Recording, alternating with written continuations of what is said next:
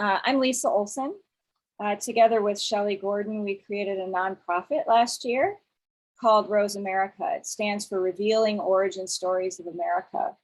And what we do is we create professional development programs designed to deepen teachers' understanding of America's rich, multifaceted history from multiple voices and perspectives.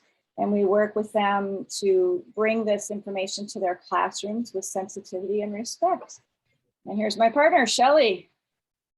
I'll just add that we are a nonprofit. We accept donations. So I'm going to put in the chat our website, and you can get more information there. And you can hit the donation button at the top right, and then it'll take you down to the bottom of that page, and it'll be obvious, self-explanatory from there.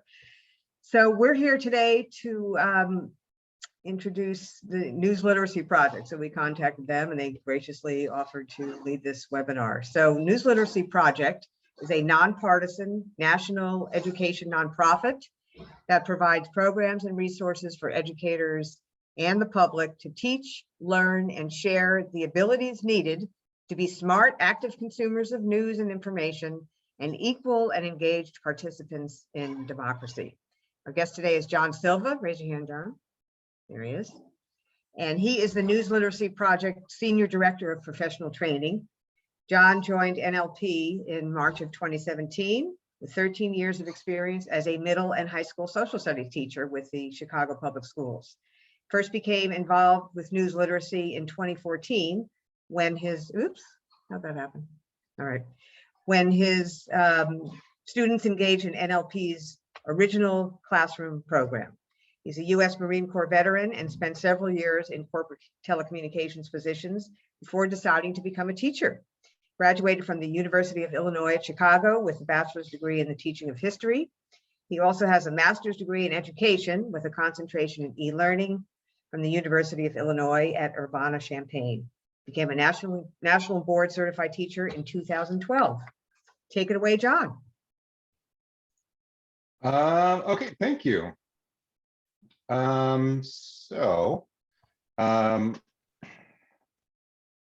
This is going to be framed kind of two different ways. Part of this is to kind of introduce a lot of these concepts in about misinformation to you, to kind of help you understand it a little bit better. But I'm also framing it from the perspective, and part of the work that we do is how and why we need to teach this to young people, especially adolescents. So she, we just read Shelley just read a pretty thorough bio. I've been at NLP for 5 years, 13 years in the classroom. If you'd like to reach out to me after today's session, my email address is there at the lower left of your screen. I'm happy to answer questions, especially if you are or know an educator who wants to be able to do some of this in the classroom. Please feel free to contact me. And I do spend a lot of time on social media, especially on Twitter, sharing things relating to misinformation, because I do spend a lot of time tracking things that are happening. And we've been quite busy the last week or so with the invasion in Ukraine and just an absolute explosion of disinformation, propaganda, and worse. I don't really have a lot of examples from Ukraine tonight, but I'll be kind of referring to it a little bit as we go through. You can learn more about the News Literacy Project at newslit.org at our website. We have a lot of resources for educators. We have a lot of resources for the general public. You can kind of follow us there. We are a national, nonpartisan nonprofit organization. Our primary mission is about education. We focus primarily on middle and high school classes. We have been recently expanding our offerings to earlier grades with the idea that we want our young people to grow up and become active, engaged, and informed participants in the civic lives of their communities. And you can't be one of those if you don't know how to be reliably informed. You can follow us on social media. We do share a lot of things on our Twitter, Instagram, and Facebook pages. So I'm gonna ask us a couple of questions to get us started. So you can kind of just think about these questions. If there's something you want to share, you can drop it in the chat and we'll kind of read out some of the responses. But I want you to consider what you've been doing today with your phone. And I know every single one of us has a smartphone of one kind or another. I want you to think about how much you may or may not have used social media. Have you just simply been scrolling through it, or have you actually posted or interacted with things on social media? How much social media use have you used today? How many messages have you received and sent, either text messages or emails or WhatsApp? How many are unread? Do you have any that are currently unread on your phone? Maybe think about your news consumption today. Do you skim the articles, or do you just kind of read them all the way through? Or do you just look at the headline and fill in the details from there? And have you contributed to the digital economy in some way? How much money have you spent? So I'm going to give you just 2 quick minutes to think about this. And I will say that I've tweeted a number of times today, as I do every day. So I've been very active on Twitter today. I've been reading a number of news articles because we've been trying to track a lot of things with Ukraine. I have way too many unread personal emails. I just never seem to read my personal emails. I don't think I bought lunch today. I had lunch delivered. I ordered a sandwich from my favorite sandwich place because I didn't have time to go out and get it, and I didn't want to make my kitchen any dirtier. So I did buy lunch today. So what about some of you? What have we got that you want to? If you want to share, go ahead. But just kind of chew on this for a second.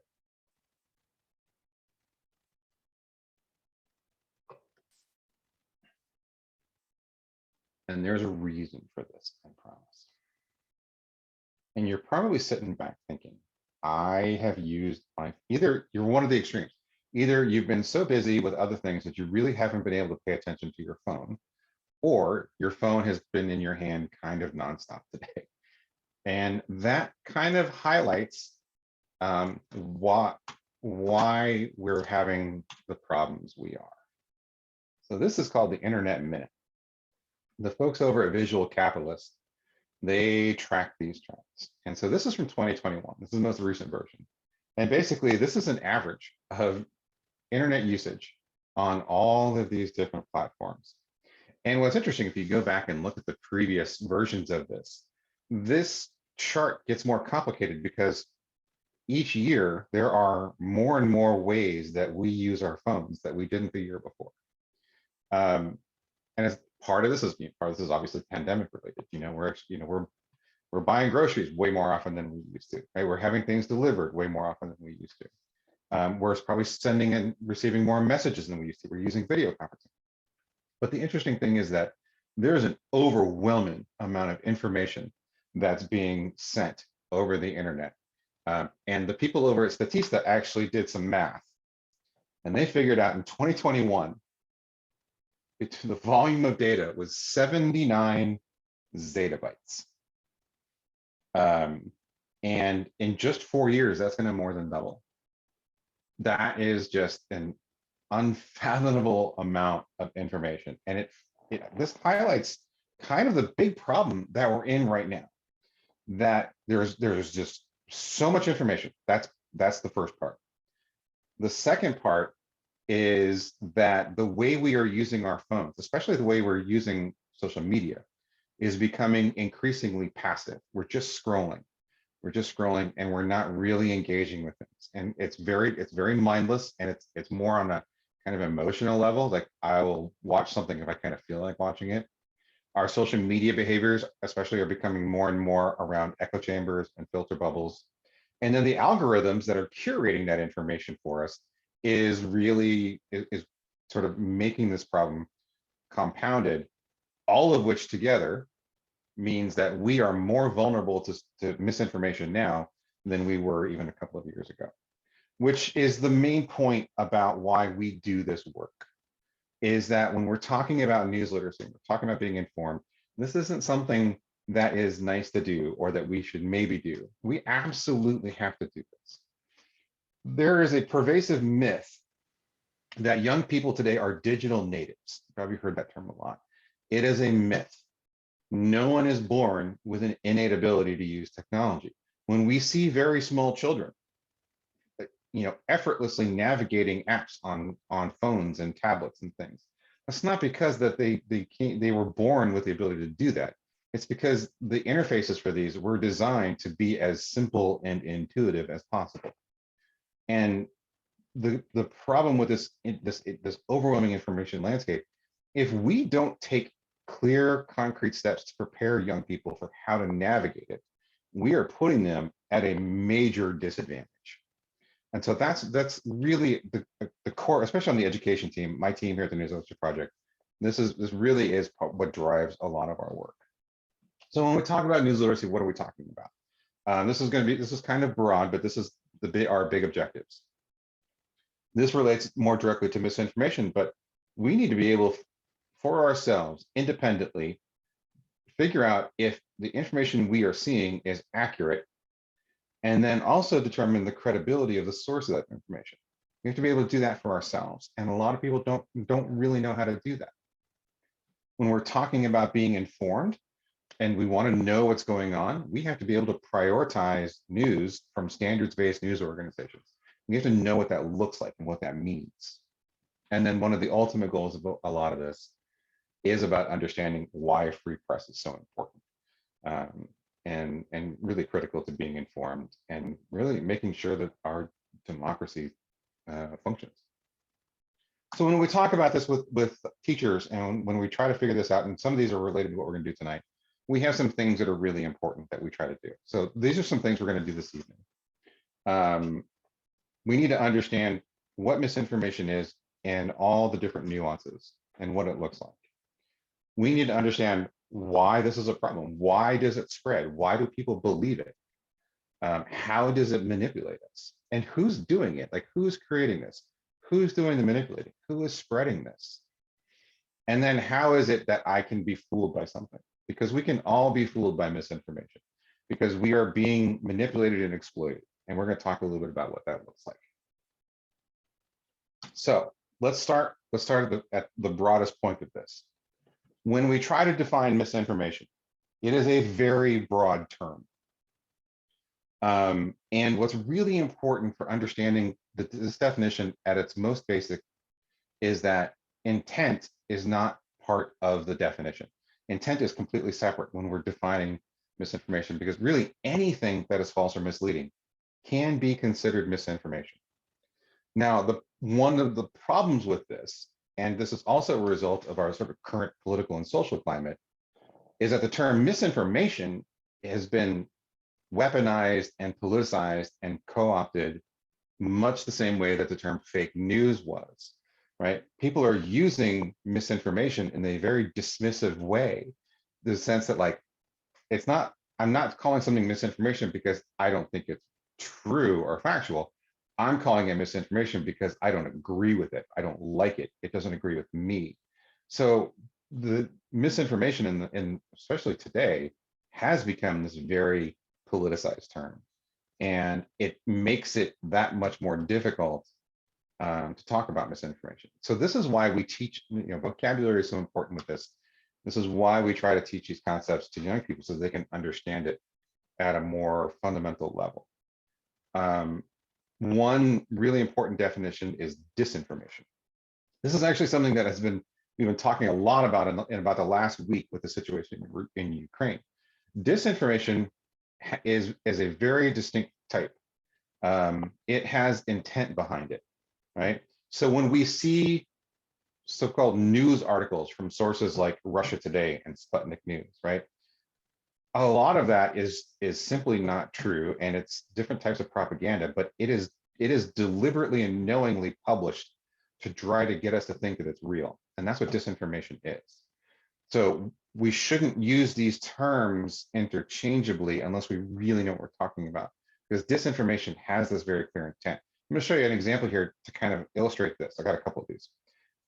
So this meme went viral back in October. And it was trying to make a political point about supply chain issues and empty store shelves. The thing is, these two images first have nothing to do with one another, and they also have nothing to do with what's happening in the United States today, right? So here's the thing. We don't know who created this. Getting it back to the original post is almost impossible sometimes. But someone chose these two images and put them together to create this meme and put it out on social media. So in that moment, we would call it disinformation, right? Because this person knew that they had nothing to do with one another. But then once it's out in the wild, we would more accurately refer to it as misinformation. There's a lot of different reasons why people would share this. And we'll talk a little bit about why that is. But sometimes this is something we need to be very aware of in how we act on social media. So this is an example. So this is not a real tweet from Big Bird. So Big Bird does have a verified Twitter account.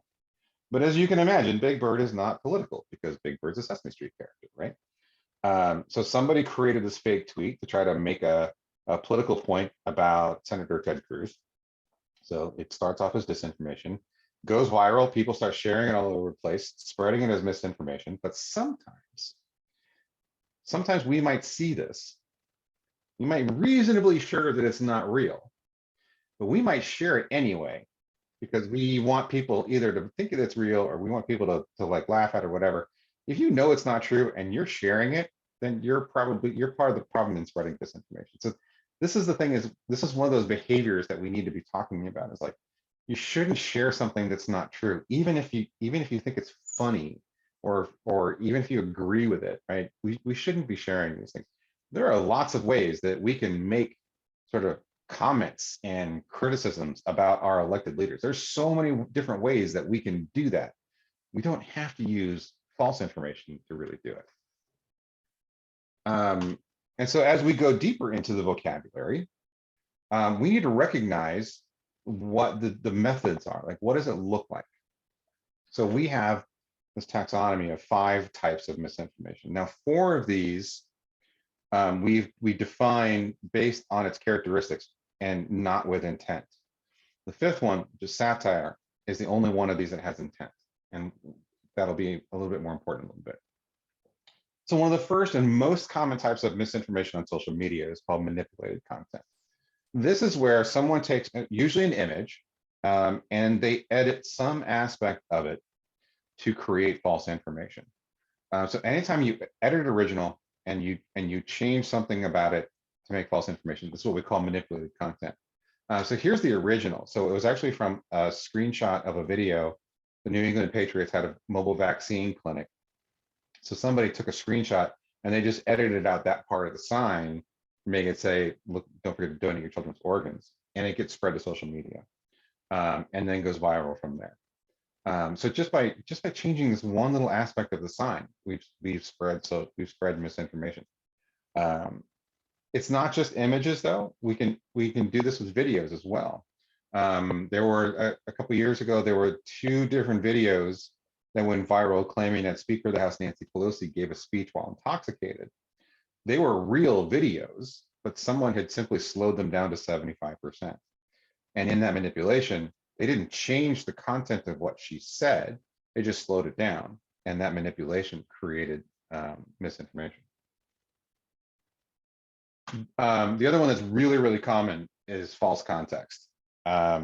This is where you have something that's original, but we just change some aspect of it, usually like an attribution for a quote, a caption, a location, time, date, whatever. So this is an example here. This is a real quote, but someone has attributed it falsely to Morgan Freeman. So the original quote was from Matt Walsh. He has a blog and a podcast and very political, but for some reason, someone decided that this quote would be more effective if it came from Morgan Freeman. I don't exactly know why, but that's what they did. But just by changing it, they made false context misinformation. Here's another example. This is from the American withdrawal from Afghanistan back in August. The image on the left and the associated article went massively viral when there was a claim that America had abandoned its military working dogs. They left them behind at the Kabul airport. The next day, as this is still going viral, PETA picks up on it and they publish their own version of it, trying to amplify it, when in fact, it's a real image, right? That those are real dog crates at the Kabul airport, but they are not American service dogs. They're from a local small animal rescue in Kabul. Fabricated content, what we used to call fake news. This is what we refer to it. So fabricated content is when you have something that's entirely made up, but we're trying to make people think that it's authentic. And it usually goes along with fake news websites, literally fake news websites, like real raw news. Well, I'm going to use this example in a few minutes, but so it has a domain name like a news site. When you go to their webpage, please don't go to their webpage. But when you go to their webpage, they're trying to make it look like a news site. They publish what look like news articles, but they're completely fake. This is another example. When Betty White died last year, there was a lot of crazy misinformation that came out from that. But somebody took part of an authentic news article, took part of the headline, but made up a quote, made up the screenshot, and posted to social media and tried to connect her death to getting a booster. And obviously those things were not connected, but by creating this fake screenshot of a fake article, it fooled people. People actually believed it. The other one that's similar to fabricated content is imposter content. So the key difference with this one is that it's trying to make it look like it's from an authentic, well-known source. So this is a fake tweet, but it's trying to use the verified Twitter account of Big Bird to make us think that it's authentic. And so that's what we call imposter content. These are two other examples. They're both fake tweets, which are very easy to make. So one trying to use Betty White, the other trying to make it look like it's from the verified account of the Chicago Police Department. So it's trying to use that name recognition to make us think that it's authentic. The last one is satire. And talking about satire in the context of misinformation is a little complicated because we don't often think of satire as misinformation itself. But there's a couple of really important reasons why we need to teach what satire is. Most of us really understand basically what satire is, but the first thing is satire is false, right? But it's designed to be, right? It's intended to be. But there's a couple different reasons why this becomes problematic. So first, we can recognize a lot of it. We know these established sources. The Onion has been around for a very long time. I remember getting the actual print version of the Onion a long time ago. The Babylon Bee is a little bit more recent, but their websites, their accounts, they're clearly labeled as satire. But sometimes there's other kinds of satire and parody and comedy that get published by these different creators, and people don't recognize it for what they are. Brent Terhune, the guy on the left, he is a comedian, and he created this character of kind of a far right-wing Trump supporter, and it was over the top, right? It was outrageous, and if you just take a second to kind of think about it, it's pretty clearly meant to be, but people didn't recognize it for a number of reasons. There's another one. One in the middle is the Crunchy Mom on TikTok. She's becoming very, very popular. She puts out a couple videos a day, I think. But people were questioning whether or not is she real? Like, we don't know. And that's the thing, is like some people don't recognize satire and parody when they see it, and they get fooled by it. The other reason is that it's very easy for satire to be taken out of context. So I'm going to show you this example here. And I'm happy to take questions if that's what I'm supposed to do, Nance, whatever you want me to do. Am I off? No, we don't want him to talk. So this is very clearly labeled, provocative political satire, right? It's on, it's this YouTube channel, right? It's got the disclaimer. And if you look at the account, right, this guy, he's a conservative comedian, right? He's doing a lot of this content, and it's very clearly labeled. But so basically, Nancy Pelosi never said that, right? So to create this video, they had someone impersonate Nancy Pelosi to make it seem like she said that as a result of that authentic video. So it's clearly labeled, but here's how it gets problematic. I'm happy to take questions if that's what I'm supposed to do, Nance, whatever you want me to do. Am I off? No, we don't want him to talk. So what they did was they clipped off the disclaimer, and they clipped off any reference to the original source, and that was posted in this context and posted in a way that made people believe that it was an authentic video. And so it becomes false context misinformation. And that's actually one of the most common ways that satire becomes misinformation, is because people take it out of context, either deliberately or unintentionally, and it gets spread as if it's true. So I'm just going to pause here really quick, see if there's any questions so far about any of the examples.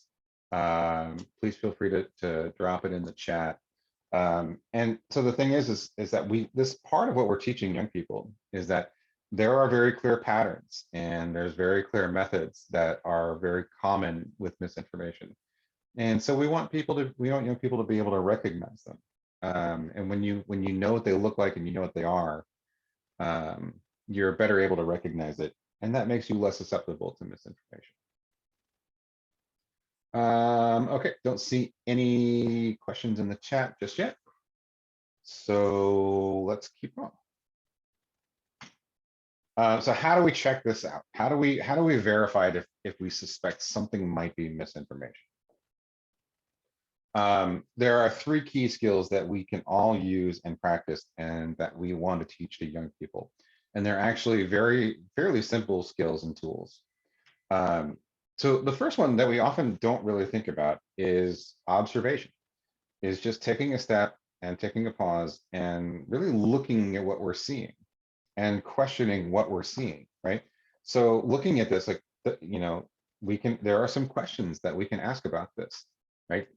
Where did these images come from? Who is this that posted this? Why would they be posting it? Right, how do I know that this is that the top image was taken during the Trump administration and the bottom one was taken during the Biden administration? And does the bottom picture have anything to do with supply issues, right? So just observation and questioning is an important first step. There is a tool that we can use. I'll demonstrate this tool in a minute, called a reverse image search. We can actually use this tool to search for these images and see if we can figure out where they're from. And that's how we know that where these images came from, by doing a reverse image search. We can find the original image and learn more context. And then probably one of the most important and one of the most common ways that we're going to do this is just by searching the internet. Looking up some details, doing some internet searching, learning context, we can really learn more about what we're seeing. In the academics of what we're doing, we call this lateral reading. So lateral reading came out of research from the Stanford Graduate School of Education. They've been doing a lot of work on what they call online civic reasoning, right? And that's how do we evaluate what we see, especially on social media.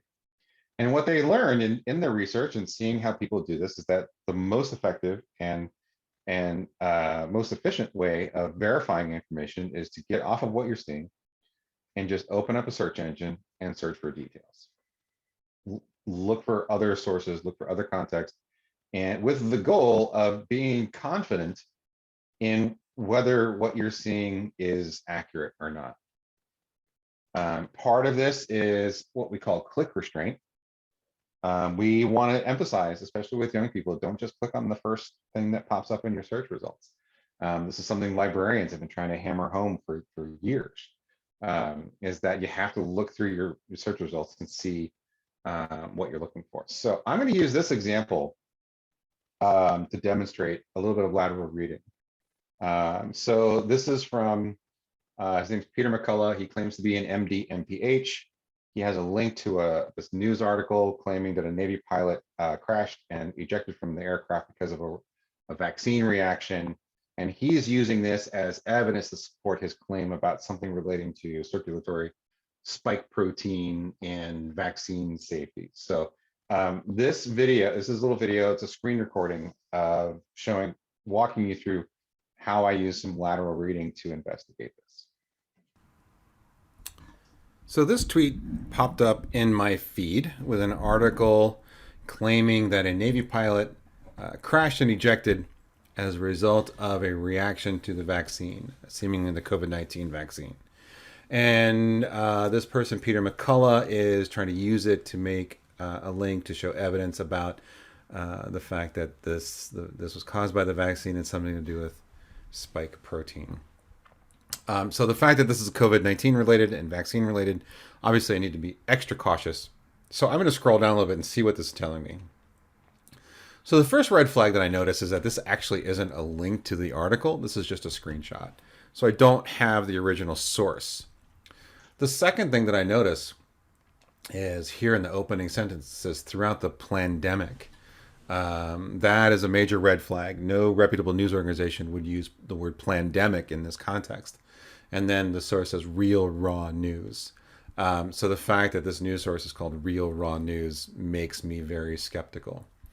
So in order to check this out, I'm going to open up a new browser tab and I'm going to just type in, did a Navy pilot crash after a vaccine reaction? So in my results, I've got a fact check from Reuters. Looks like it's looks about the same time. It's relevant. This is from the Dispatch. Here's an article from CBS News about a pilot who ejected around the same time. A fact check from IB Times. This is from factcheck.org, but this is from October 2021, so not relevant. Also 2021, this is November 2021. And then here's a CNN article about an F-35 crashing. And then they safely ejected. And then this is from Lead Stories. And then this is from March of last year from the FAA, so not relevant. So I'm going to go back up to the Reuters fact check. I'll see what they have to say first. So it says the pilot involved in a landing mishap did not eject as a result of an adverse effect of the shot. So apparently a pilot did eject from the USS Carl Vinson, but then it says a hoax article claimed that the pilot ejected because of an adverse reaction to the COVID-19 vaccine, and the story is baseless. So I'm going to go see what kind of background and context they give me. So it says the source is real raw news. Here's that same tweet that I was just seeing. And then it's showing me other examples, other tweets using it. So this is best news here. Looks like it's the very same thing. And now it's saying that apparently there was a mishap. 7 people were injured. The pilot did eject. But it has nothing to do with the vaccine. And this goes on to say that Real Raw News publishes information that is for informational, education, and entertainment purposes. So Reuters is basically saying, yes, the crash happened. The pilot did eject, but it had nothing to do with the vaccine. So just to be sure, I'm going to go down to Lead Stories. I know they are also a reputable source of fact checks. It says there's no evidence. And so they say it's not true. There was an incident. And they give us the same verdict. And they give us the same information about real raw news. So it seems that, yes, a pilot did crash and eject, but this idea that it was connected to the COVID vaccine seems to be completely fabricated. The website itself, Real Raw News, is not a credible source of news or information. They're certainly not a standards-based news organization. And as a result, the fact that Peter McCullough is using this as evidence to support his claim really calls not only this claim itself into question, but also calls his credibility into question. And I think it's safe to say that we probably do not want to do anything with any of this information, and we would be very skeptical about anything that comes from either Real Raw News, Mike Baxter, or Peter McCullough. So the video is kind of long because I'm doing the narration and trying to demonstrate it. But the reality is a search like this would probably take about 30 to 45 seconds. It doesn't take very long at all to fact check some things like this. And so there's a couple things that happen as a result. as you do this, as you practice it and you make it more of a habit, you start to recognize patterns. And so if you see somebody posting something from Real Raw News, you don't have to verify it because you've already learned that they're not a real website. And then if you see something from people who use that as a source, right, it makes it very difficult to find anything about them credible. And that's how a lot of this kind of comes together, is that you're not just fact checking one little piece, you're learning a lot about who's sharing it and why. The next one I'm going to use is to illustrate the reverse image search. So here's the interesting thing. Not all misinformation is political. Sometimes it kind of comes from very weird places. And so this is an image that was posted to social media, went viral, claiming that Heinz is making Oreo flavored mayonnaise. So this is going to show you how I did a reverse image search. Okay, so is Heinz making Mayorio sauce? Seems kind of shocking. It looks like a real product. So the first thing this person says is he says, I got it, and we'll have a video on this real soon. Lots of comments, lots of shares. So what I'm going to do is I'm just going to search for this image. I'm going to put my cursor over the image, and I'm going to right click. And I'm going to look for, in this case, search Google for image. I'm using Chrome with Google as my default search engine, but this works in every browser. So I'm going to click on that, and it's going to upload it, and it's going to search. So Heinz Oreo is what is the best guess. So I'm looking at this. So here's a website. Oreo and Heinz are intrigued by the idea. Okay. Oreo mayonnaise isn't real, but it might as well be. Okay, so food and wine. All right, not looking good. I see a bunch of products here. Well, it looks like a real product. I'm going to go down a little bit more. Here's from PR Week. They're intrigued by the idea. A couple other articles with it. Here is something from Twitter.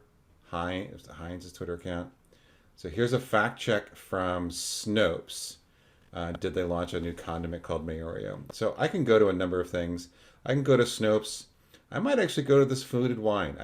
I know Food and Wine magazine. So it says it's not real.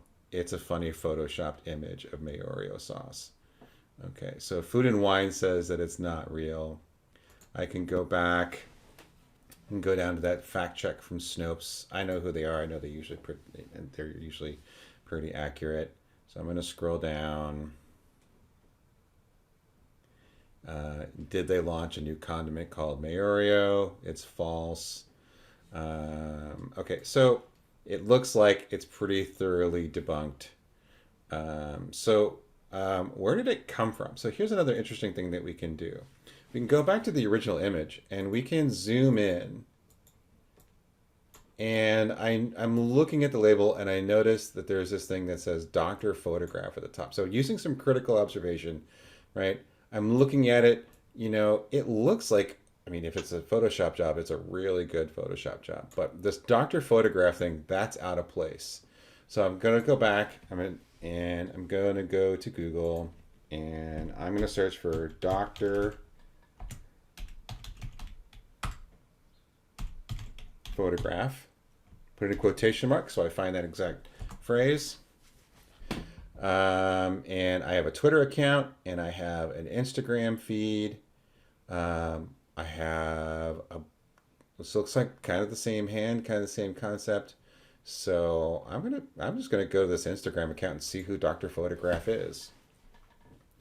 And so it is doctored images, fake cover, bootleg toys. Looks like Fanta boxed wine. Okay, so the reverse image search can be a very effective tool, but the thing is we need to learn how to use a lot of these different tools together. Observation, doing some searching. And so this is a resource that we put together that's for educators, but this is something that you can use too. We worked on this with Cindy Otis. She wrote a book called True or False, a CIA Analyst Guide to Spotting Fake News. It's actually geared towards younger people. But if you're a librarian or you know librarians, that this is something that they've been talking about for many years about effective search strategies. So we can share this with you so you can take a look at it. But I'm going to sort of pause here to see if there's some questions about the fact-checking methods and some of what I did there. I think there might be a question or two. Yeah, so there's a couple questions. The first one is from Michael. He asks, is blocking information by big tech considered misinformation? No, the short version of that is no. The actions of when we say big tech, when we usually refer to social media companies and the technology companies, that can be a very complicated topic, because we have to kind of question why they're blocking certain things. So we've actually seen some interesting things happening in the last week relating to the Ukraine invasion, that some social media sites and other companies have actually been actively trying to restrict the access of known sources of disinformation from spreading their falsehoods. And there are some ethical questions that can come up, but generally speaking, social media platforms and other technology companies, it's their platforms, it's their technology. They have every right to restrict what gets posted and shared on their platforms. Where things get really problematic is if that censorship is coming from government sources and such. But no, that generally doesn't fall into the category of misinformation. There's another question from Rob. They ask, how reliable is the website Snopes? That's actually a really good question. I was about to talk about that. So I'll hit this really quick. There's some fact-checking organizations get criticism a lot, and kind of sometimes fairly, sometimes not. Sometimes it's about who they fact check, how they fact check, why they fact check. There's been some interesting discussion today about some of the news organizations that were fact checking President Biden's State of the Union speech last night, criticizing that they were fact checking very, very sort of narrow things. But whether or not they should is a different conversation. So a reputable fact checking organization is one that shows their work, right? And what I mean by that is they don't just tell us whether or not something is true or factual. They tell us what the claim is. They tell us where it came from. They give us a determination, and they provide the evidence and the background and the context so that we can see it for ourselves, right? There's also important transparency in how they do their work. Part of it is about how they research and how they find information. Part of it's also about how they come up with their ratings, right? Some fact-checking organizations will say something is true or not. Others have these weird sliding scales, right? There's one that has, will call something like partially true or all the way over to like pants on fire falsehood. The Washington Post has a scale of like 1 to 4 Pinocchios, which is kind of weird sometimes if you think about something being factual or not. But the thing is, like, when you see a fact-checking organization, like they have to kind of prove to you that what they're doing is correct and reputable, and don't just rely on one. There's a number of them out there. I generally think Snopes is reliable. I haven't really seen any of their fact checks that there are some fact checks that kind of got corrected later, but only as new information kind of came out. And that's actually a sign of a reputable organization. But they do a lot of things that are more with like popular culture and urban legends and myths and things. But like PolitiFact and FactCheck.org and AFP, like they do a lot of things with political and like major issues.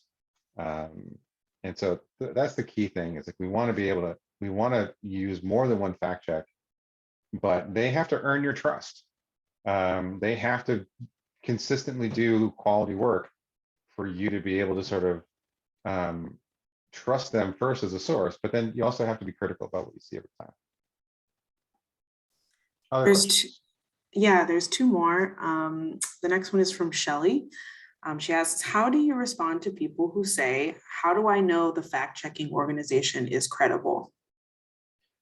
Yeah, so that's kind of the same thing, is that they have to demonstrate to you their credibility. And the way they do that is by following their own standards and being upfront about how they do their work. And giving they have to give the evidence. If they just say something is not true and they don't tell you why or how they know, that's a sign of a not so credible fact check. And the better ones are the ones that give us links so that we can see it for ourselves. And how deep you want to go in that is kind of up to you. But just like any source of information, once you've kind of gotten to the point where you feel like you can trust them and you generally feel that they are credible, they have to consistently meet those standards, right? If you start to see that their standards start to slip and they're losing some credibility, then you have to sort of think about like whether or not you should continue to trust them. And a big chunk of this is also personal, right? So what is your level of trustworthiness and credibility? Some of us, that level might be quite high for certain issues. Others, it may not be as important on some. So there's two more questions Okay. for now. The next one is from Michael. He asks, when you are evaluating fact checkers, do you separate between opinions versus facts that they have checked? Yeah, that's the tricky thing. Opinions can't be fact checked. Opinion can't be proven really true or false because it's really based only on belief. What you can fact check is if there is underlying evidence that's being used to support an opinion. And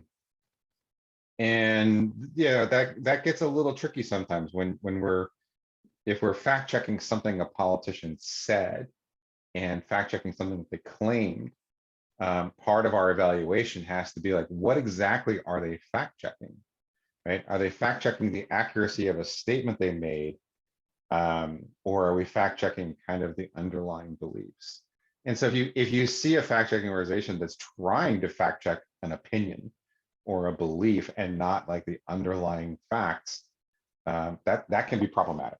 And generally these, it might on the surface look like they're fact checking an opinion, but really what you should be looking at is, are they looking at fact checking the basis for that opinion? Like what something is, if someone is sharing something in support of that position, that's what you're fact checking.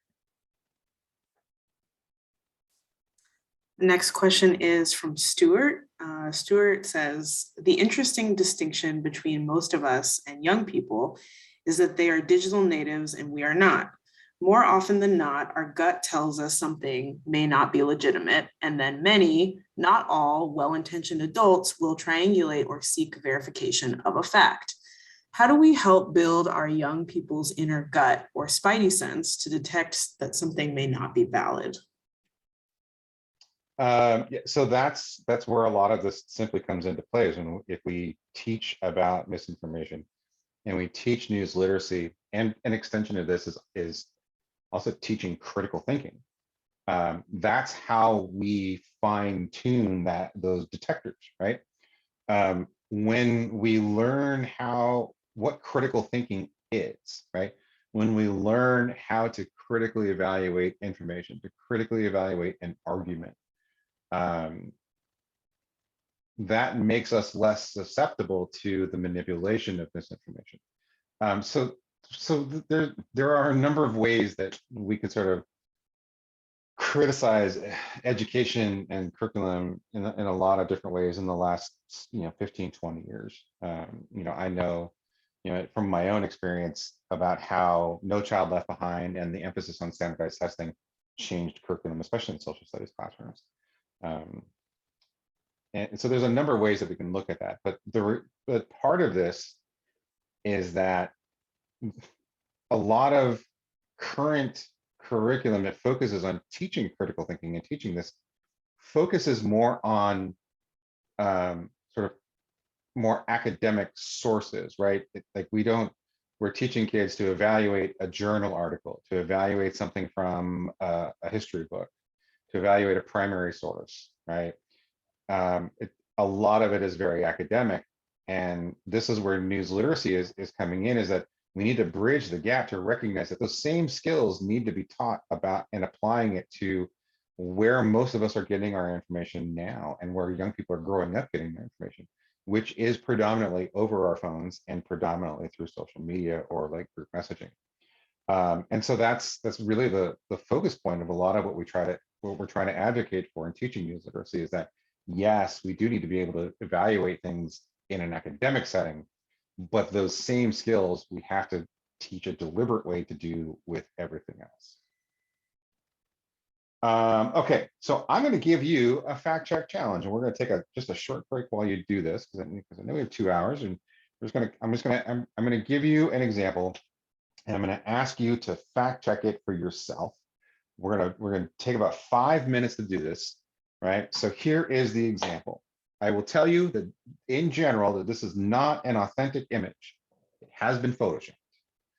So your challenge, and Liz is going to drop a link to the original source to this in the chat so you can see it. But I want you to check this out, right? And these are the 3 things I want you to try to figure out. So what shirt was Mr. Rogers actually wearing?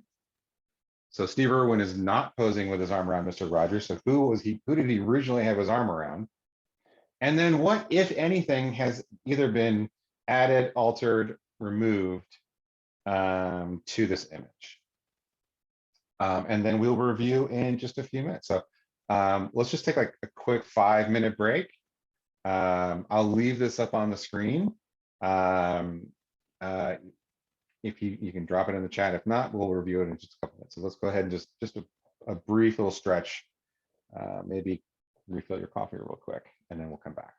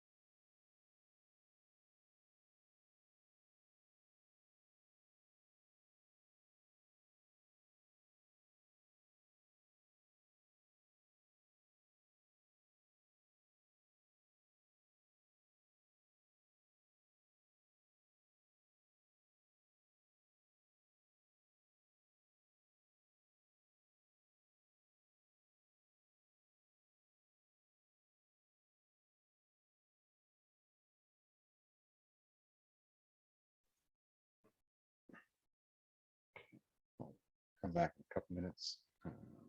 Liz, were there any other questions while people are working on this? Yeah, there's actually one other question from Bryn.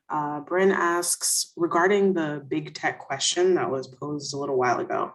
Does big tech take steps and or research before they block or restrict content? I wish social media platforms were a little more transparent about their methodologies. But they basically, I know, so Twitter, I know operates on a strike system. It does rely in large part on like users reporting content. Some of it's based on algorithms. So like Twitter has a strike system that if you post something's false that they and it's harmful, they'll like restrict you for a little while. You get put in Twitter jail for a certain amount of time. The next couple strikes, you're in Twitter jail for a little bit longer, and then eventually, if you do it enough, they'll completely delete your profile. Facebook and Instagram start with labels on certain content. So people can share, people are able to share misinformation, right? But if it's something that's been identified as misinformation, it'll get flagged in some way. But they have similar policies that if you keep doing it, you get warnings. In more extreme examples, Facebook takes actions on groups as opposed to individuals for the most part. So for example, some time ago, maybe about a year or so ago, Facebook finally decided that they were going to get rid of the groups that were dedicated to Holocaust denial, which were just had some of the most ridiculous, just horrifying content. They got rid of a couple of the major anti-vaccine groups that were responsible for spreading very dangerous disinformation and even conspiracy theories about vaccines and vaccine safety. And so it's difficult to kind of lay down like clear guidelines about how they do that. Some of the other tech companies like Alphabet, which runs Google, they will take some steps to try to filter search results. So that they have algorithms that for example, if you're trying to find anti-vaccine information that's going to tell you that vaccines are not safe or that vaccines will alter your DNA or things like that, the search results will actually show you things that talk about that vaccines are actually safe. So it's an ongoing problem because some of this misinformation can be very, very dangerous. Some of it seems harmless, but it's there are a lot of problems that are caused by this. So let's just kind of review this example really quick. So hopefully you noticed that Mr. Rogers was posing by himself, and he was wearing a t-shirt from David's Tomato Sauce. The image was originally posted to their Instagram page. The original Steve Irwin image he was posting with his dad, Bob. And then whoever did this, for some reason, they added a rainbow. So why would someone do this? Why do people do this in general? So let's get into motivation. So let's talk about why this is a problem, and hopefully this also sort of illustrate kind of like why we need to take a lot of steps to deal with this.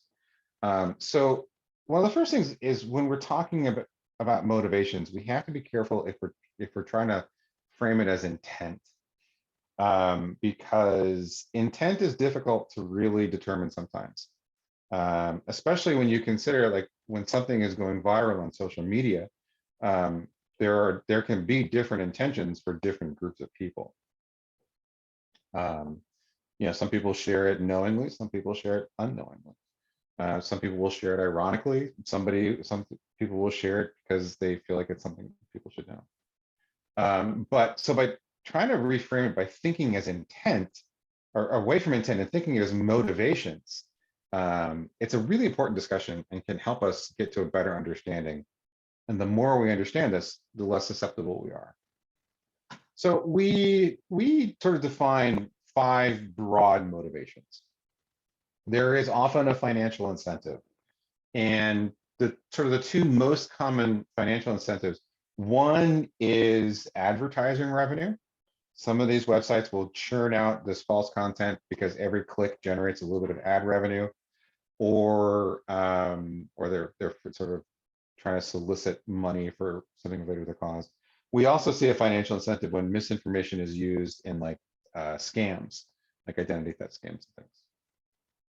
Some people are doing it because they want more followers and they want to be almost like a misinformation influencer in one of these spaces. And they're trying to get people to come around to a certain point of view, and they will use misinformation as a tool or as a weapon.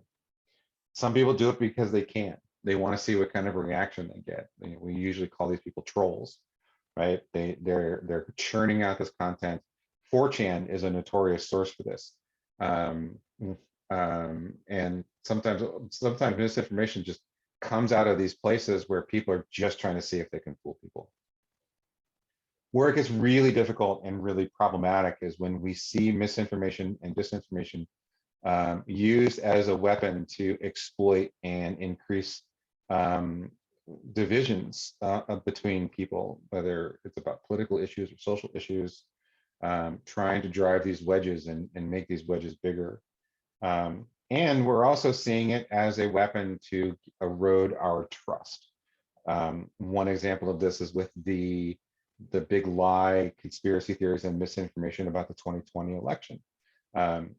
There's so much false information about that election and election security that around the country, people are trusting our elections less and less, when all the credible evidence shows that our election was actually very secure. We see this more broadly in the sense that, like, when misinformation is coming out about a particular topic, like with Ukraine, for example, like we get to the point where we just don't trust anything about what's coming out of Ukraine because there's so much false information. And so who's doing this? So we call them propagators. So sometimes they're looking out for themselves. A lot of times this is with that financial interest, or they're trying to promote themselves or something that they're involved in. Sometimes it could be like that somebody creates a website for that ad revenue. We see it weaponized and used, especially with partisan politics and government organizations and political candidates and such. We have to recognize that sometimes people see something that they genuinely believe is real and they share it because they think people need to see it. And so sometimes there is a weird sense of altruism involved. And then the malicious motivation are those trolls and the hyper-partisan and extremist positions, and even the conspiracy theories. So I'm going to show you some examples to kind of illustrate these, to show you kind of the motivation and the propagation behind them. They're not always so clear that it's one type and one type only, but I'm going to try to show you these so you can sort of see what I mean about how we can kind of understand why this false information is being shared with us. So this is from an Instagram account of a guy who runs a natural health practice, holistic health practice. He's very basically anti-traditional medicine.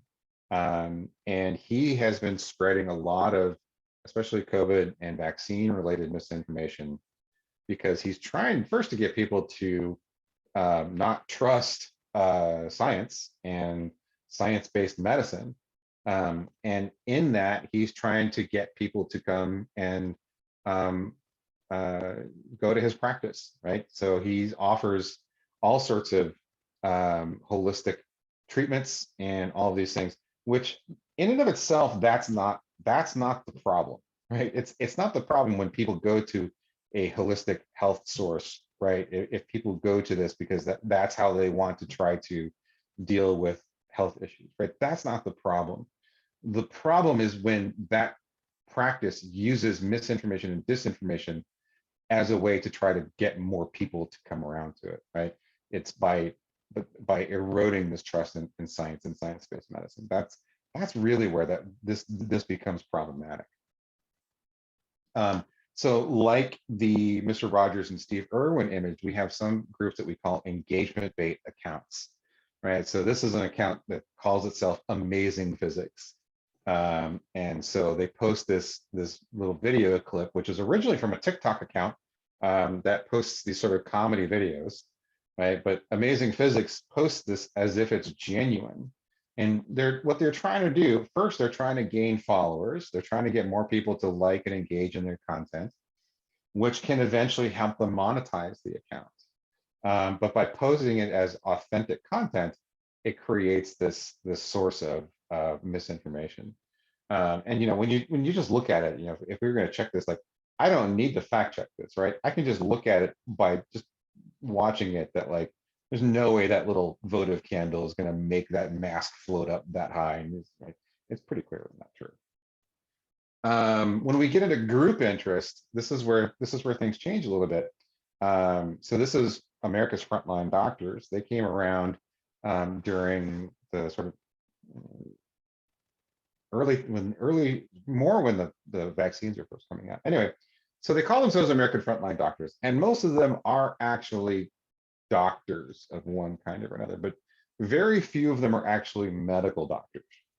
And they spread a great deal of COVID and vaccine related misinformation and even conspiracy theories. And there's one of them that just has some really crazy ideas. So they are furthering their group interest, but they also have a financial incentive because they actually set up a telehealth service where you could go and you pay them a fee and you do a video chat with one of them, and then you walk away with a prescription for things like ivermectin or hydroxychloroquine or other sort of debunked alternative treatments.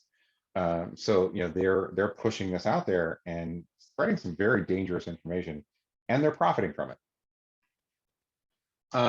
The examples from Afghanistan, these are also group interests, right? So one is trying to score political points, right? They're trying to emphasize political divisions with, whether or not the United States should have withdrawn from Afghanistan, criticizing, trying to blame President Biden and claiming that he had ordered these dogs to be left behind. And then, when PETA jumps on this, right, they have a different motivation, right? So they have their own advocacy, with animal welfare, right? So they have these like political and social agendas and viewpoints, but they also have financial incentives, because if you go to their websites and you go to these things, like they will also have links where you can like donate to help support their cause. So that first example from the natural health practice, and then the America's Frontline Doctors, they're part of the disinformation dozen. So the researchers over at the Center for Countering Digital Hate have been researching, in particular, anti-vaccine misinformation during the pandemic. And they identified these 12 sources that were responsible for the overwhelming majority of anti-vaccine misinformation, not just as a source, but also their followers and supporters were amplifying it. So you can go to counterhate.com and read more about that. There's some really good information there. Altruism. We don't often think of misinformation in this context, but it's actually an important reason that we have to look at. So these are two screenshots from a couple of TikTok accounts, right? So these are people who, for whatever reason, for however they came to it, have come to believe that ivermectin is a legitimate treatment or a preventative for COVID-19, which obviously it's not. But so they believe it, and they bought it, and they created these videos to try to get other people to take it. So there's not necessarily a financial interest, but there can be sometimes, right? But they are trying to get followers, they're trying to get engagement, they're trying to get influence, but they're also trying to help erode trust in science and science-based medicine. One of my all-time favorites, though, goes back to the early weeks of the pandemic. So this is from April of 2020. So a little context, I want you to think back to March and April of 2020, the early weeks of the pandemic, when we were first having these stay-at-home orders, and the first times when they were saying we had to wear a mask. Masks were very hard to come by. We didn't have, just all sorts of face masks on hooks by the front door or in in pockets or in backpacks or in the center console of our car. In my neighborhood, there were 2 dry cleaners that were offering fabric masks for sale for like $15 a piece, but there's a waiting list. So when this rumor goes viral, people are sharing it because, you know, I got to keep my mask clean and sanitary, right? And so people were sharing it because they genuinely thought it was real, to the point where fire departments around the country actually had to issue these warnings saying, please don't microwave your mask, because in some cases people were actually setting their microwaves and their kitchens on fire. And then the last one is when we get into malicious motivation. This one is pretty dark. It gets darker the more you look at it. You've got the crying baby, obviously, the mother being held down, the black helicopters and the vaccine checkpoint, kind of the big government. And then you've got the Star of David on the sleeve with Zion. So you've got some, you know, anti-big government, you got some anti-Semitism in here. And so this is just a very dark, very malicious motivation. We also see it a lot of times. People will use sort of religious imagery and religious kind of symbolism to try to, you know, especially with COVID and things like that. There's a lot of things that, you know, trying to make it seem like this is a fight against Satan and satanic sources. So when we talk about intent, when we talk about this, it helps us understand like how and why some of these things are spreading and how it's different for different people. And you know, sometimes we can sort of correct someone gently and say, yeah, you know, that just wasn't true. So I'll pause here really quick with those because there was a lot in that short period of time. Let's see if there's some questions.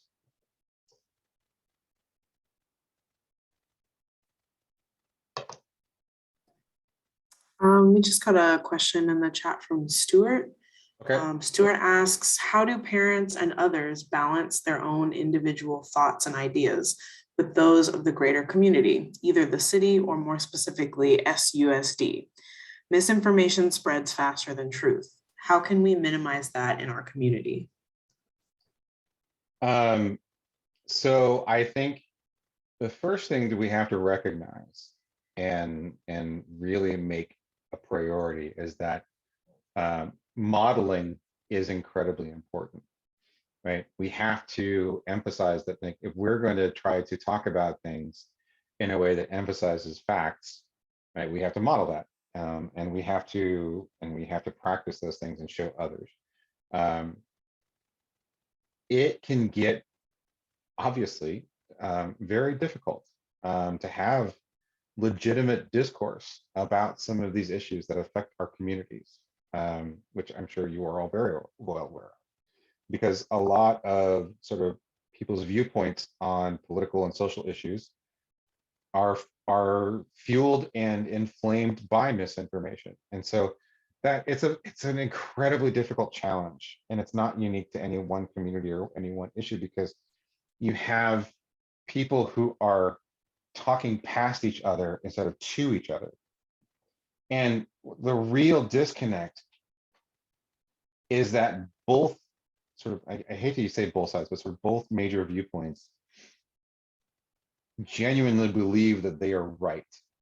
And what's really difficult, and so there's a whole other topic that we talk about when we talk about this issue in particular, is the fact that sometimes people's beliefs are not fueled by facts and logic and, you know, rational critical thought. It's fueled by more closer to conspiratorial thinking and the absence of critical thinking. There's no easy way to sort of address this other than simply trying to reach the middle. I'm gonna put it that way. So I'll put it this way. So there was something I read a long time ago. I haven't been able to figure out where I saw it originally, but somebody had posted, it said 100,000 people who are angry about something on social media is the equivalent of 100 people marching outside of City Hall. So how does that apply to this? When you're talking about something, I'll use vaccines as an example to sort of try to get to the point here. the issue of vaccine is not a binary. You're not for it or against it. It's a spectrum. And on one side, you have the people who vaccinate their kids. And when it comes time for them to get a vaccine, they go to their doctor and they get the shot because they know vaccines are safe, they know vaccines are important, and they know that they need to keep current on their vaccines.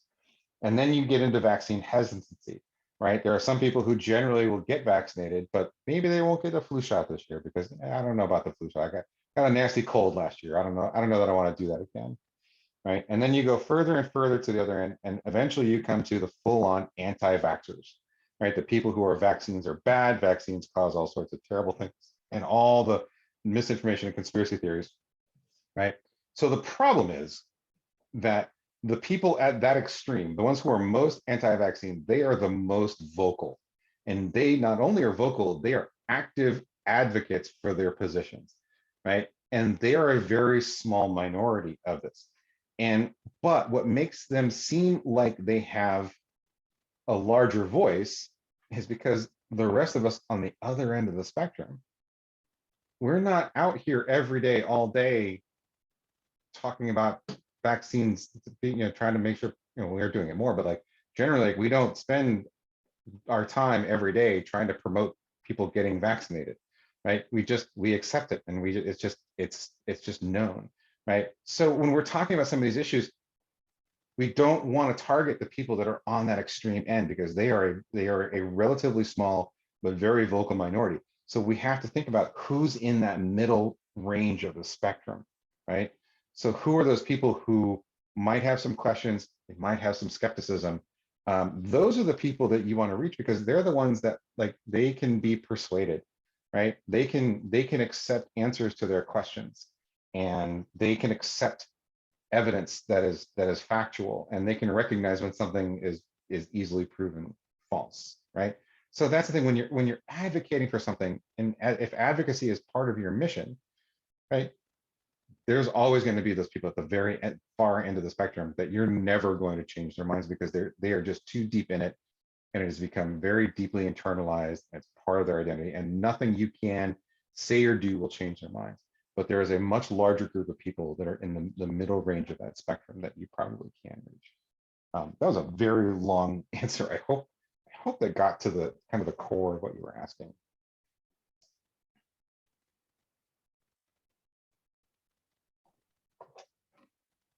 Okay. Let's talk a little bit about manipulation, because this is probably one of the more powerful tools of misinformation, is that it is first and foremost designed to manipulate our emotions. And what happens is that when we have an emotional reaction to something, and the stronger the emotional reaction, the more this happens, is that our brains are using the emotion centers, and the parts of our brain that deal with rational critical thought are not really being used. And so we're responding in that emotion. And especially because we're not evaluating whether or not something actually is true, we're responding because it feels true, right?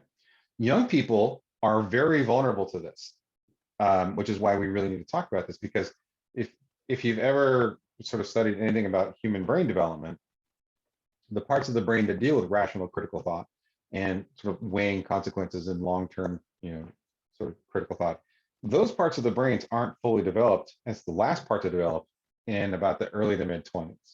So when we're talking about adolescents in particular, and if you're the parent of an adolescent, you probably know this, they are very emotional because they're mainly using the emotion centers of the brain because the rational parts aren't really developing yet.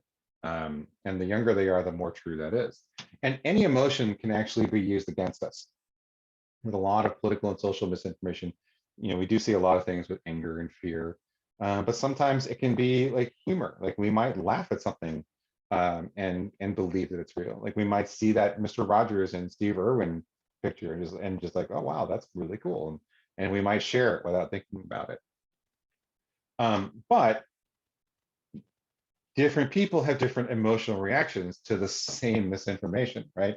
So depending on your political or social beliefs, you will have a different emotional reaction when you see something, right? So the example from the fake tweet from the Chicago Police Department, your views about law enforcement, your views about the Derek Chauvin case, your views about the Chicago Police Department, right? Your views on all of those things influence your emotional response. The same thing with like Betty White, your views and feelings about Betty White, about PBS, about Big Bird, and so this was related to Ted Cruz. Like your feelings on your views on these things influence your emotional response. So people will respond differently, and they'll be manipulated differently as a result. When we talk about especially when we talk about medical and like vaccine misinformation, a lot of it is targeted at parents. And actually, before COVID-19, the anti-vaccine movement that led to measles outbreaks around the country, when there was the thoroughly debunked false connection between the MMR vaccine and autism, right? They were targeting parents and parental fears and anxieties. And those of you who are obviously your parents, like, like when you have a very small child, there's a lot of fear and anxiety that comes with being responsible for the health and well-being of this tiny human, right? And in that fear and anxiety, misinformation can really take root and manipulate you. Related to this, though, is, and this is really connected to our social media usage, is when we talk about rumor theory. So we have, as humans, an important emotional need for the world to make sense. If the world doesn't make sense in some way, that's not a comfortable feeling. We don't like that. And that can cause anxiety. And in that discomfort of that response, we will either seek out or we will see information. And if we think it's important in some way, we feel compelled to share it with others. Because that's actually a really important way of how we interact with others, is by sharing stories. And so when we talk about this, when we're trying to make sense of something, when we are gathering information and sharing with others and seeing what other people have to say, we call that shared sense making. And depending on what is being shared and by who, can determine whether or not we're making sense of it in a rational, critical way or otherwise. Now, so the role of social media is actually, humans have done this for just as long as humans have been able to communicate.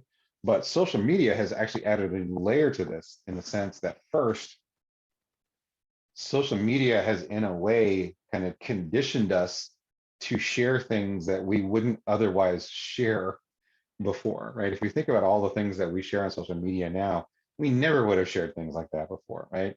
But also, we have the ability to connect with anyone that's connected to social media or the internet, and that increases the likelihood that we can be exposed to misinformation.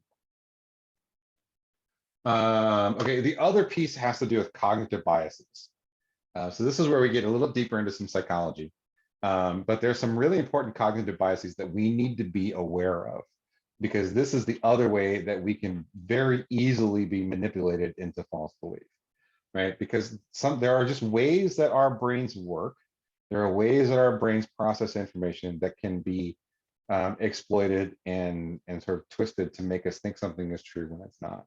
So I'm going to show you a few of these that are most relevant to what we're talking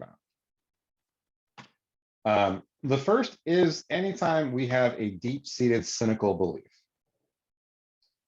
We usually call it institutional cynicism. And anytime we lump together a big grouping and sort of call it a collective them in some way, and we believe that everyone that's involved in that is doing something dishonest, or they are doing things against our best interests, or they're kind of out to get us. That's institutional cynicism. So I think when we talk about the media, right, as if the media is this monolithic group and they're all working together, and you can't trust anything from the media or the government, big pharma, things like that, right? There is a nature of cynicism involved in that. And the danger here is that the deeper into that cynicism you are, the less likely you are to be skeptical and critical, right? Skepticism and critical thinking require at some point the ability to determine whether or not something is true and to trust a source of information. The more cynical you are, it doesn't matter what it is or where it comes from.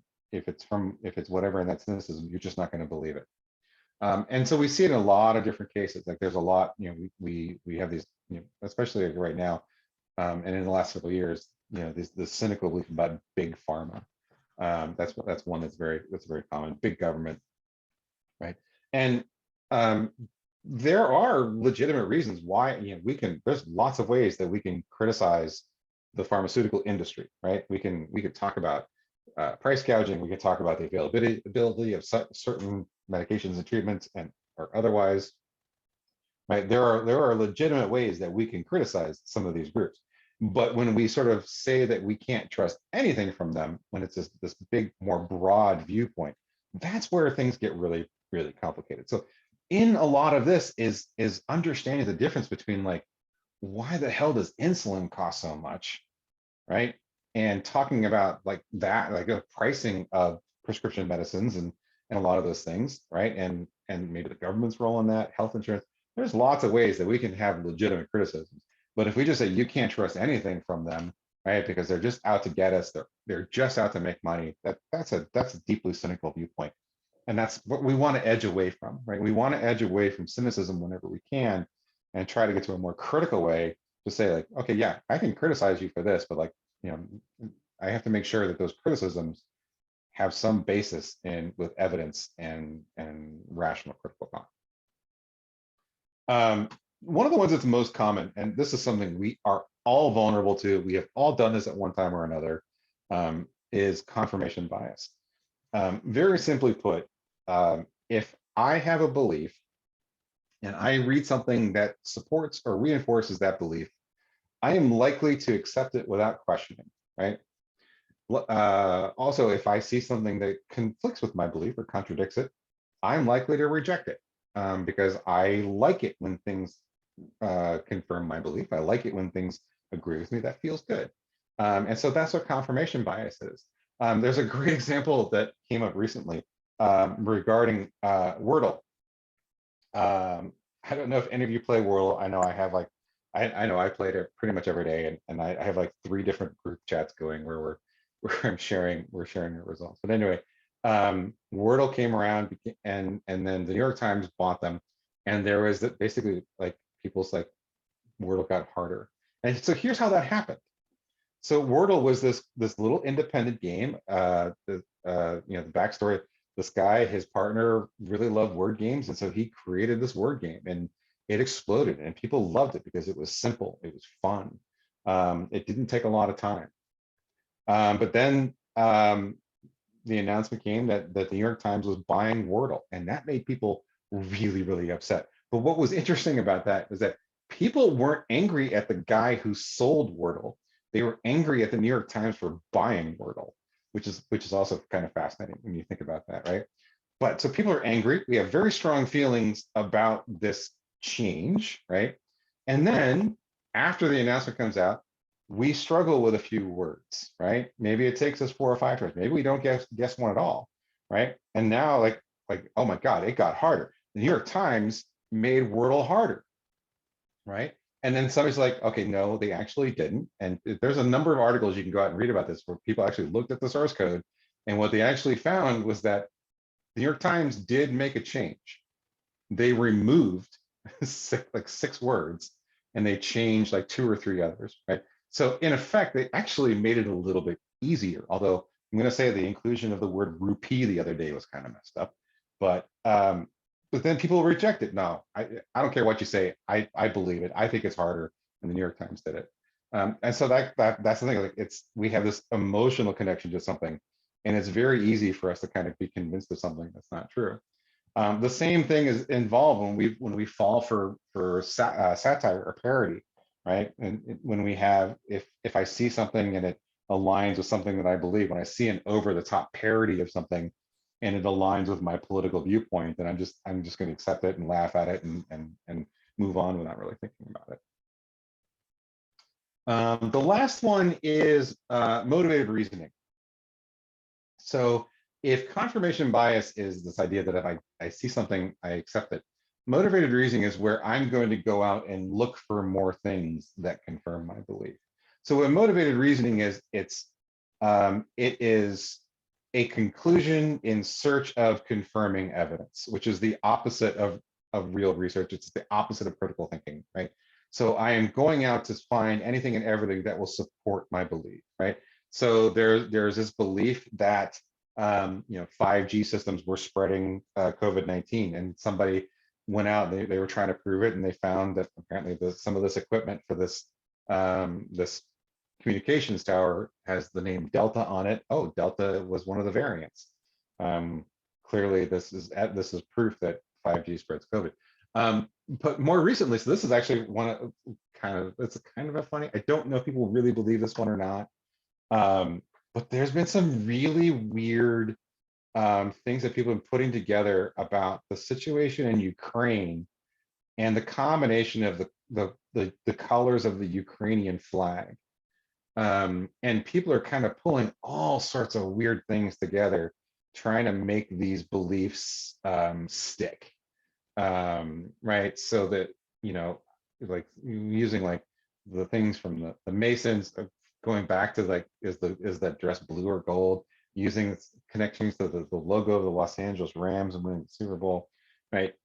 It's really weird when you kind of look at some of these things. And, obviously for those of us who have the capacity for rational critical thought, like we just kind of like look at it, we kind of tilt our heads, and it's like, that hurts my brain trying to figure this out, right? But for somebody who is in the mindset of this, right, if they're already into cognitive biases, right, they won't think about it, they'll just accept it because it fits with something that they believe.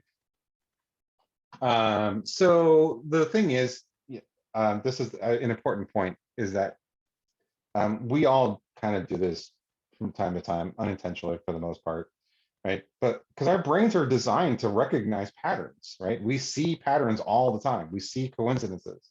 And there's nothing inherently wrong with that. But it's when we try to, create things to make evidence that becomes problematic.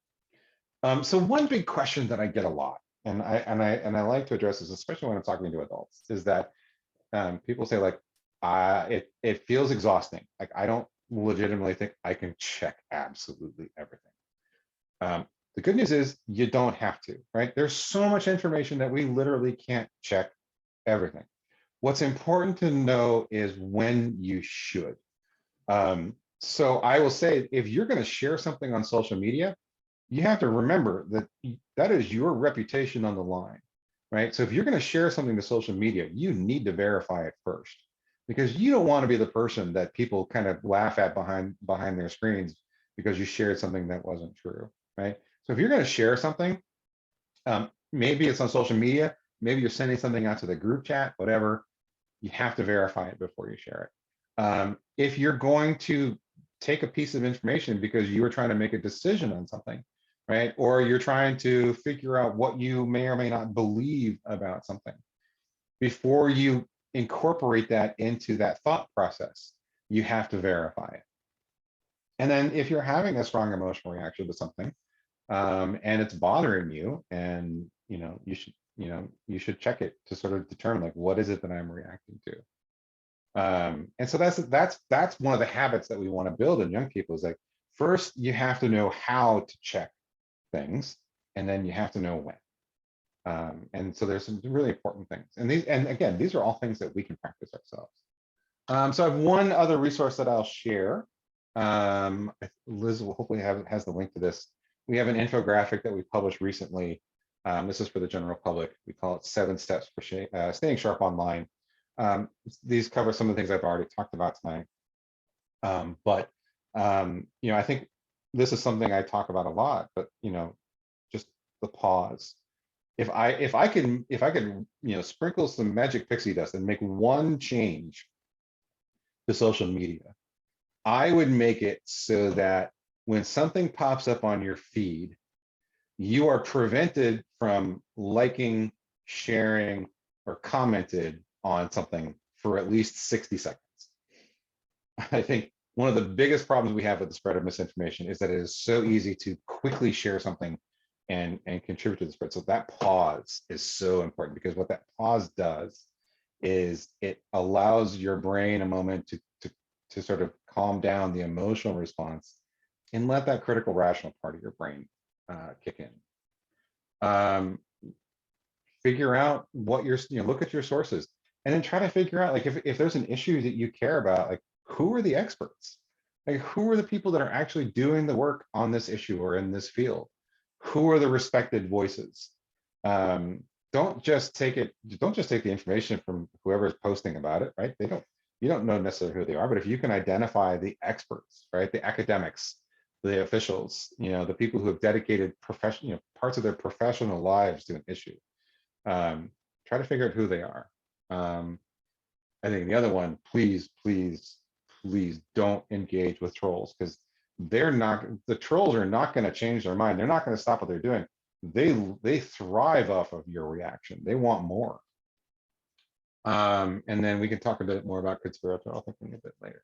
So the last thing that I will mention, and then we'll go into Q&A. I said this a couple times before, but we have to practice what we preach, and we have to model this for others, especially if we're talking about our kids, right? So my son is 12 years old, and he is in 6th grade, and his mom got him a phone a couple of years ago, mainly so he can stay in touch when he's at the different houses, right? So anecdotally, we got a call from school the other day. He had been telling some very inappropriate jokes in the lunchroom as this young middle schooler. And I discovered that he was getting some of it from Reddit. And he had been watching what's effectively TikTok, but it's YouTube's sort of TikTok clone. And I realized that the filters that I had in place were not adequate to what I was trying to do. And so, like, I had to, like, have a very serious talk with him and sort of teach him some of these things and show him, like, I've shown him a lot about how to verify information. The other side of this is, like, my son knows more about conspiracy theories than any 12-year-old has any business knowing, especially, last year when he was doing school from home. His bedroom is next to my office here, and he would be doing his schoolwork, but he would hear me doing a webinar like this, talking about conspiracy theories and stuff. And, like, I would, like, hear a noise, I'd turn my head, he'd be, like, in my door, like, listening to me talk. So he's learned a lot about this, but he also doesn't know everything. And he also is very emotionally and cognitively immature. And so, like, yes, he knows a lot about this, but he doesn't know exactly what to do with it. So, like, we have to demonstrate this for our kids. We have to model it for our kids. And then we have to advocate to make sure that we're doing this in the classroom. So what kind of questions can I answer as we kind of get to the end of this this time?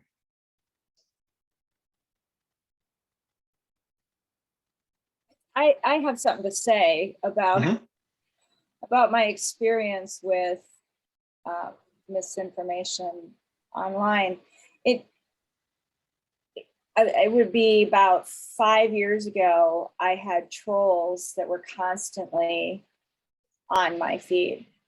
And I would report as many as 4 or 5 a day to Facebook, because I would track them. I would go to their profile page. I could see, and they weren't even, they were Polish and Russian names. They didn't even try to have names that might not draw suspicion at a time when we were all assuming the hackers were coming from a certain part of the world, right? I kept reporting them and nothing was happening. I'm grateful to see that when I report things now, action happens. But I'm curious, so going way back when you were talking about PETA and the cages, I'm curious as to why, if PETA wants to be a credible organization, why they would not research that before spreading that, or do they not care about being a credible organization? So that's it's sort of a question. I don't know. Yeah. I need to go back and check to see how much they retracted some of that. But the short answer is that they got fooled by it like a lot of other people did, because their confirmation bias kicked in.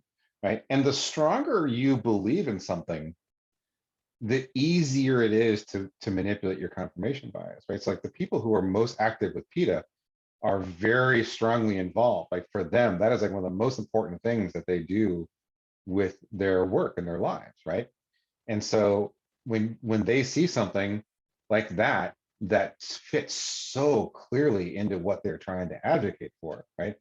They want to jump on it because they want to help spread this. They want to help, this furthers their advocacy. And so that's the thing, is like it's so very easy for them to do that. And in some cases, they may not care, right? Because, and this is actually something you'll hear a lot. Well, the response could be something like, and I'm not saying that PETA is, but like, well, okay, so maybe that wasn't true, but it could be, right? Or it feels true enough. There's like this sort of, they try to create this gray area that maybe this one case isn't actually completely factual, but like I could easily see them abandoning dogs like that, right? So yeah, and then so the other piece about the trolls and some of those accounts, what's interesting, and I don't think a lot of people fully realize this, is how much foreign bad actors are still influencing our social media. One great example is the trucker convoy up in Canada. A number of the larger social media groups that were dedicated to trying to get people to join this convoy protesting the various mandates in Canada, they weren't Canadian. They weren't even American. They were from Eastern Europe and Russia, right? So there are these groups outside of the United States that are still creating these groups and getting people to join, gaining followers, gaining influence. And then what they'll do is that they'll kind of pull themselves out and they'll find some dedicated person to take over for them. And so that happens a lot. And then when you see like individual accounts, sometimes they come from these content farms where they use computer programs and bots to just create first a lot of these accounts, and those accounts will just spread this, spread information like just like wildfire. And yeah, you can report them, but it's, in a way, it's a really bad game of whack-a-mole, that you shut one down and 5 more pop up on its place. I guess a hydra is probably a more accurate description of that. But so that's the thing, is like the technology is, the tech companies, the social media platforms, especially in the last year to 2 years, they have started taking this issue more and more seriously. First, I think it was the increasing death toll from COVID and just how dangerous the anti-vaccine misinformation was getting, right? Because it's one thing to allow people to spread their beliefs about vaccine safety in general. It's another when you realize that anti-vaccine misinformation has literally killed people. And then we also saw it after the January 6th insurrection, when they realized that like people were trying to overthrow our the process of certifying election and trying to change the narrative on that. So it's always a moving target, and I think the tech companies they're making some better choices. They're putting some better processes in place, but they're not going to solve this problem for us. We can't look to them to solve this problem. There are some things they can and should be doing, but really the most important thing that we need to be doing is education.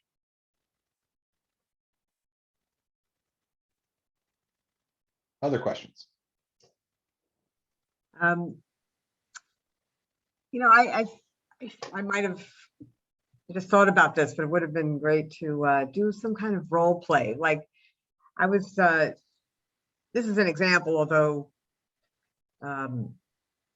somebody said to me, this is a couple of months ago, I don't know when it was, 6 months ago, that she saw a video where Joe Biden said the N-word, 20 times in less than a minute. Yeah. And of course I knew it was nonsense, but what I'm thinking is, what if your child comes home from school and says something like that? You won't believe what I just saw on Facebook. It would be really great to do a little role play. Like, how would you, you talked about your son, but what are the words? What's the thing you say to your child when they say something like that? We have some resources in general about how to talk to people who believe misinformation. Liz will probably try to find those links while I'm describing this, but so there's there's kind of two different ways. One is the way that I would do it with my kid. The other is how I would do it with adults. But the first answer is that you have to resist the urge to react in a way that can be negative, right? So empathy is an important part of this. That first you have to recognize that this person genuinely believes something to be true, right? You have to acknowledge that, and because if you try to discredit it without thoughtful process, or if you even talk down to them, if you make it confrontational or demeaning, right, you're not going to have a productive conversation, right? So you have to recognize that. So if my son comes home with something, I think I have this something. It's one of those things that I say a lot. I didn't even realize it, but my son calls it going into teacher mode. And it's usually when I say something like, well, that's interesting, right? And it's a way of acknowledging, okay, so I want to listen to you. I'm going to hear what you have to say. And then I'm just going to start asking questions, right? And questioning is one of the more important methods, right? So where did you get that, right? So what feels true about that, right? Can we look for more information about that, right? So this is modeling, right? So I'm going to look at what he shares with me. Okay, so you saw this video. So can we look up more about that source, right? Don't necessarily jump right to debunking the central point. Like, where did you? Let's question the source, right? And let's see if we can learn more about this. Let's see what other people are saying about it. And by sort of drawing people in and making it a conversation, we are doing we're being respectful, and we're making it a dialogue and discourse. It's not about, I'm not setting out to prove you wrong. We're going to set out together to learn more about this. And then we will evaluate this together. And then hopefully we will be able to together come to a conclusion, right? So you have to have that empathy. You have to recognize that you have to be patient. It's going to take time, right? I mean, you may not resolve it right away. And depending on who you're talking to, depends on how much effort you're going to put into it, right? So if it's somebody who's close to you, right, it's going to be something that you want to put some effort into. You really want to make it work, especially, I did a series last year in the lead up to Thanksgiving, right? Because a lot of people were worried about the Thanksgiving dinner table, that people were going to be talking about all kinds of crazy things, right? So if it's somebody that's close to you, right, you want to preserve that relationship, and you can actually use that personal connection to make the conversation more effective. But the opposite is true. If this is just some rando on social media, right, you're not going to take the time. You're just better off ignoring them, right? Because chances are what you're doing may not have any effect whatsoever. So that's the thing, is you have to approach this from first with empathy, and to make it a conversation. And you have to be willing to look at where they got their information from. You have to be willing to listen to why they believe this, or why they feel that it's true, and then try to come to an understanding that you're going to learn more together, and hopefully they will then be open to your sources as well. So you don't want to be dismissive right off the bat. Like that's not productive. You don't want to be dismissive. You don't want to be contemptuous, right? You don't want to be mocking. That's not productive, and that's not healthy, and we don't want to do that. Sometimes it's hard not to react, but it's Very pause. hard not. Do the It's very pause. hard not to react. Well, so that's the thing, is like, if somebody says something, like, your first reaction, like, I can't believe you believe that, right? Right. Their response inevitably is going to be something along the lines of like, I can't believe you don't, right? Because to both of us, our views on this, like what we think and what we feel and what we believe, to each of us is it both feels true. Only one side of us can actually prove it, though. Thank you. We got a couple minutes. If there's any other questions, I'm happy to keep answering questions.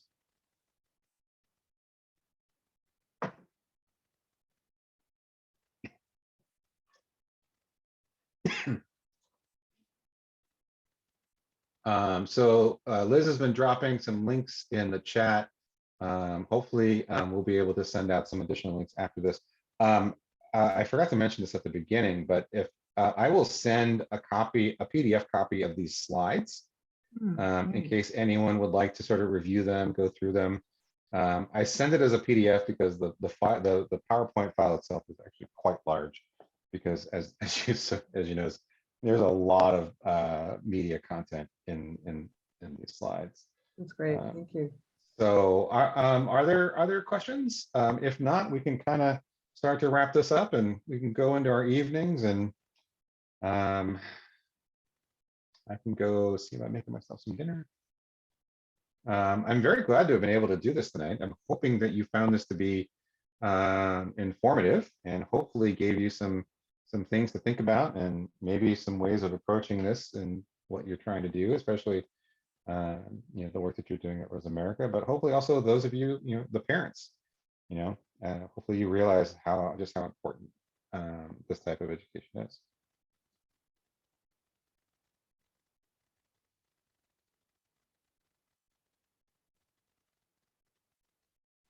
Shelley, I think you're muted. I said it would be nice to hear some feedback. If you want to put something in the chat just to let us know if it was valuable for you in sharing this with your kids. And Yeah, so I think all the chat stuff will go to Liz. Yeah, I just got a message from Kelly. She says, John, wonderful presentation. Thank you. And thank you, SPC, for hosting. I think everybody can see the message that just came in from Kim. yeah, I see that. That's great. Okay, well, thank you for having us. Yeah, thank you. If Fabulous. if any of you would like to reach out to us about NLP resources, all of our resources for the classroom, all the things we publish on our website, all the things that teachers use, all of our resources are completely free for educators. And you can go to our website to learn more about our funding. So you can see, like, you know, where we get our funding from and how we do our work. But we do make every effort to make resources available for educators completely free of charge. Sorry, John, there's actually one more question if you have time for one more. We got a couple minutes. Sorry, I didn't see this. This is a question from Stuart a little while ago. Stuart asks, what about at the school site level, when clubs and organizations on campus regurgitate misinformation they've heard on social and then are biased against other groups on campus?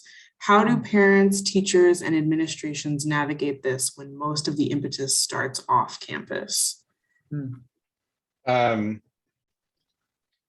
So, like a lot of things relating to technology, a lot of policy and legislation is woefully behind. But there are a couple of broad things that still apply. One is sort of addressing whether or not something is disruptive to the learning environment, right? That's one of the legal standards for student speech, is whether or not you know, protected speech has more limitations in a school than outside, right? And so if you're going to do something to address an issue like this, there has to be a demonstrated disruption to the learning environment. So basically, the student's right to an education that's you know, uninterrupted, undisrupted, supersedes free speech, and that's established in several Supreme Court cases. But so the challenge, though, is like, what if something is happening off campus, right? And when we're talking about technology and social media, is anything really truly off campus? You know, like, it's one thing if like a kid is harassing someone at you know, the store down the street from the school, right? That's something that's very clearly happening off school grounds. But what about where people are posting things on social media and targeting other students, right? There's a lot that hasn't really been fully defined and codified in a lot of that. So it's very difficult, right? So that's the standard that we usually fall back to if there's something like kind of like the situation you're describing, right? Is if something is happening that's being disruptive to the school environment, or right, is targeting or threatening other students, that's how we address it. But it's very dicey, right? Because young people still have they still have protected freedoms, but in school things get a little bit different. It's challenging though.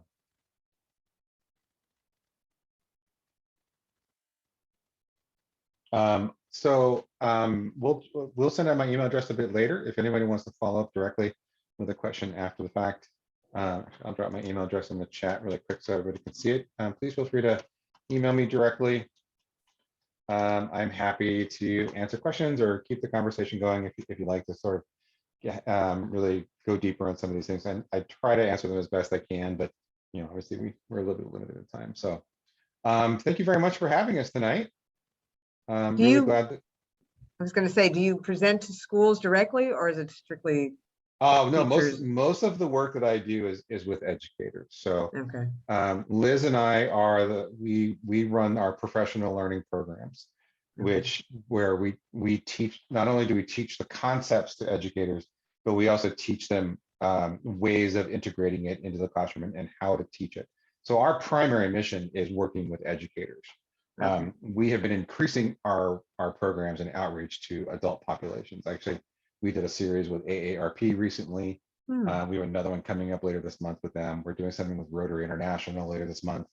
Nice. I did a really big webinar for the U.S. Coast Guard District 11 last year, which was really fun. So yeah, we're doing more with adults, but our primary focus still is with educators. Okay, great. Well, thank you very much. Yeah, thanks, John. This is All right, fabulous. we'll be in touch afterwards, and I hope everybody has a lovely evening. Me too. Thanks, everyone. Thank you, everybody. Thanks, everybody.